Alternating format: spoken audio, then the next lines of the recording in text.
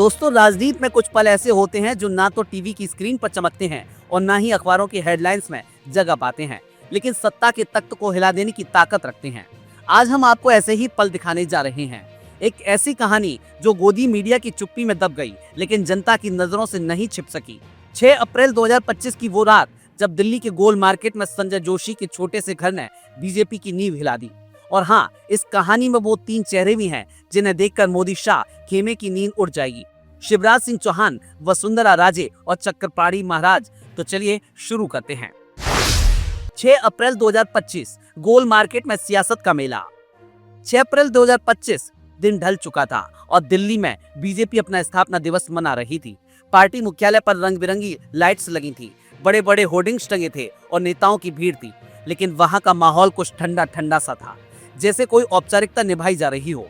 कार्यकर्ताओं के चेहरों पर वो जोश नहीं था जो कभी बीजेपी की पहचान हुआ करता था। लेकिन ठीक उसी वक्त दिल्ली के गोल मार्केट में एक अलग ही नजारा था। यहाँ कोई बड़ा बंगला नहीं था, कोई सरकारी कोठी नहीं थी, बस एक साधारण सा मकान था, संजय जोशी का घर। और इस घर के बाहर जो भीड़ जुटी थी वो किसी मुख्यमंत्री या केंद्रीय मंत्री के यहाँ भी शायद ही दिखे। हजारों लोग, हाँ आप सही सुन रहे हैं, हजारों। कोई भगवा दुपट्टा लहरा रहा था, कोई संजय जोशी जिंदाबाद के नारे लगा रहा था। सड़कों पर गाड़ियों की कतार थी, आसपास के घरों की छतों पर लोग खड़े थे और हवा में एक अजीब सा उत्साह था। ऐसा लग रहा था जैसे कोई त्योहार हो, लेकिन ये त्योहार किसी धार्मिक उत्सव का नहीं बल्कि सियासी उम्मीद का था। और इस भीड़ का कारण संजय जोशी का जन्मदिन। लेकिन ये सिर्फ जन्मदिन नहीं था, ये एक सियासी संदेश था, क्योंकि उस रात जोशी के घर कुछ ऐसे चेहरे पहुंचे जिन्हें देखकर बीजेपी का शीर्ष नेतृत्व सकते में आ गया। वो रात, वो चेहरे, शिवराज, वसुंधरा और चक्रपाणी। शिवराज जिनकी मुस्कान और सादगी मध्य प्रदेश में मशहूर थी, लेकिन जिन्हें अब दिल्ली में किनारे कर दिया गया था। वसुंधरा राजस्थान की वो रानी जिन्हें कभी बीजेपी का बड़ा चेहरा माना जाता था, लेकिन अब उनकी आवाज को दबा दिया गया। और चक्रपाणी महाराज, हिंदुत्व के प्रखर प्रवक्ता जो बीजेपी की मुख्य धारा से अलग अपनी राहें चलते हैं। ये तीनों चुपचाप जोशी के घर पहुंचे। कोई बड़ा स्वागत नहीं हुआ, कोई फूलों की माला नहीं थी, कोई भाषण नहीं दिया गया, बस एक सादगी भरी मुलाकात। शिवराज ने जोशी से हाथ मिलाया, वसुंधरा ने मुस्कुराकर बधाई दी और चक्रपाणी ने अपने चिर परिचित अंदाज में कुछ आशीर्वाद के शब्द कहे। लेकिन इस सादगी में एक गहरी चाल थी। ये मुलाकात सिर्फ जन्मदिन की बधाई नहीं थी, ये एक सियासी संदेश था, एक ऐसा संदेश जो बीजेपी के शीर्ष नेतृत्व को बेचैन करने के लिए काफी था। संजय जोशी, एक भूला हुआ नाम जो फिर उभरा। अब सवाल उठता है कि संजय जोशी कौन है और उनकी ये लोकप्रियता क्यों किसी को खटक रही है।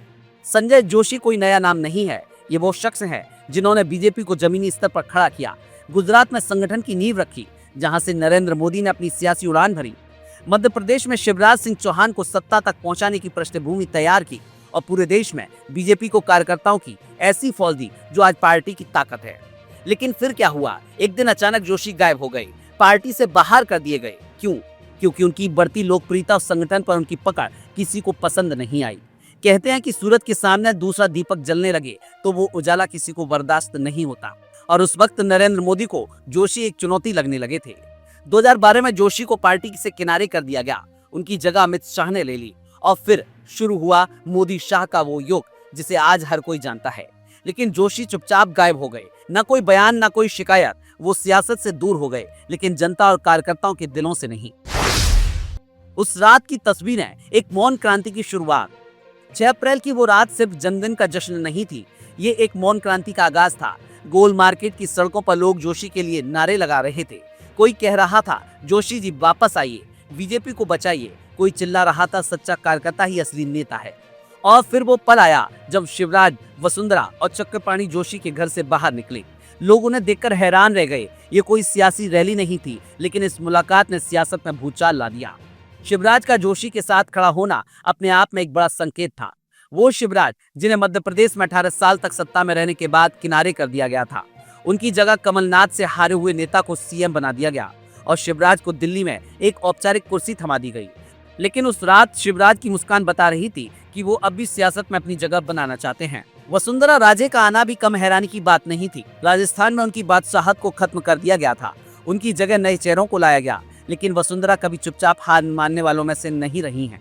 जोशी के साथ उनकी मौजूदगी ये साबित कर रही थी कि वो अभी भी खेल में हैं।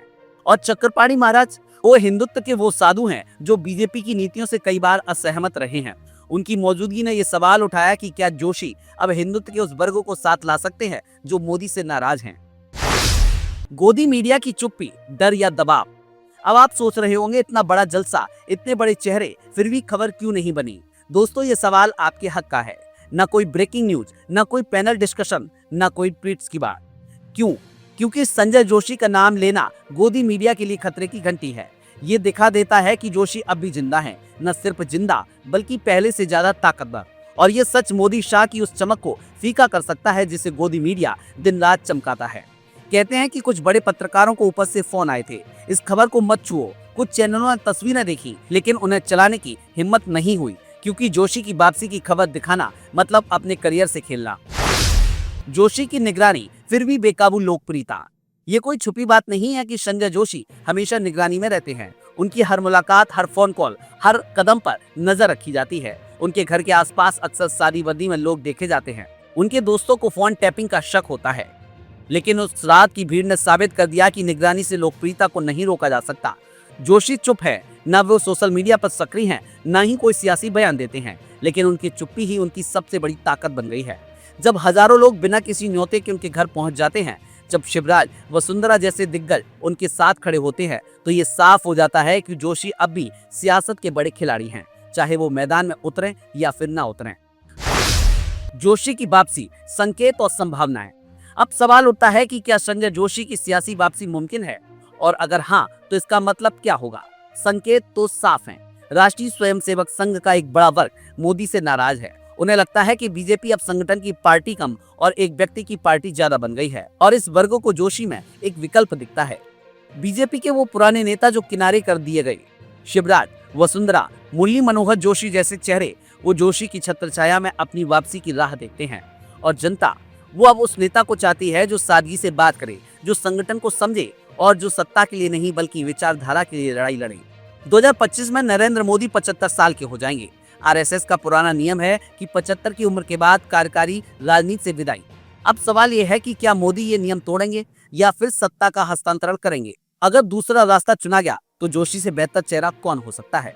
जोशी ना तो साजिश करते हैं, ना ही कुर्सी की लालच दिखाते हैं, लेकिन उनकी सादगी और संगठन पर पकड़ उन्हें एक ऐसा नेता बनाती है जो संघ और बीजेपी दोनों को साथ लिए जा सकता है।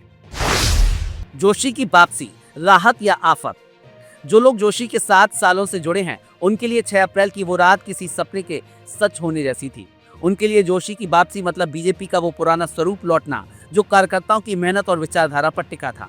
लेकिन जो लोग जोशी को हमेशा बाहर रखना चाहते थे, मोदी शाह का वो खेमा, उनके लिए ये रात किसी पूरे सपने से कम नहीं थी, क्योंकि वे जानते हैं कि जोशी अगर लौटे तो वो ना तो बदला लेंगे, ना ही सियासी ड्रामा करेंगे। वो बस अपने काम से साबित करेंगे कि असली ताकत संगठन में होती है, कुर्सी में नहीं। और ये बात सत्ता के शिखर पर बैठे लोगों को सबसे ज्यादा डराती है। जब तस्वीरें बोलती हैं। दोस्तों, जब मीडिया चुप हो जाए, जब नेता मौन साध लें और जनता की भीड़ खुद बोलने लगे, तो समझ जाइए कि सियासत में कुछ बड़ा पक रहा है।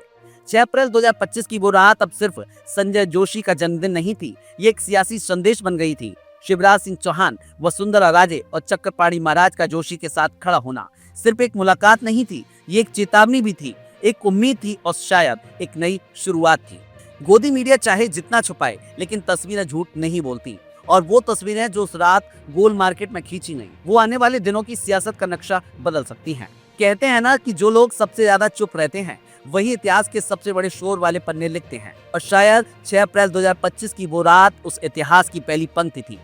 आप क्या सोचते हैं, कमेंट में बताइए और इस वीडियो को शेयर कीजिए, क्योंकि सच छुपाने की कोशिश भले ही हो, लेकिन उसे दबाया नहीं जा सकता। और आप हमसे जुड़े रहने के लिए सब्सक्राइब करें YouTube पर, फॉलो करें Twitter पर और लाइक करें Facebook पर। और ज्यादा जानकारी के लिए आपको टाइप करना होगा सिर्फ न्यूज़ नशा।